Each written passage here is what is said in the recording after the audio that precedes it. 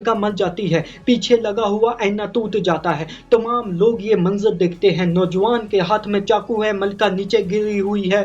नौजवान ने मलका को मार दिया है। शैतान भी हैरान हो जाता है। सब लोग नौजवान को पकड़कर एक संदूक में बंद कर देते हैं और जमीन के नीचे दफन कर देते हैं। वक्त वापस आता है सन 2025। वही अस्पताल का कमरा, नौजवान और नर्स एक दूसरे को खामोशी से देख रहे होते हैं।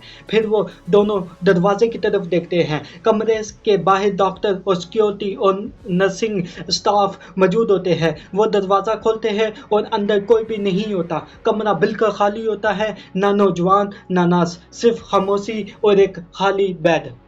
और फिर बस एक सवाल रह जाता है, वो दोनों कहाँ गए? कहानी ख़त्म, मगर राज अभी बाकी है।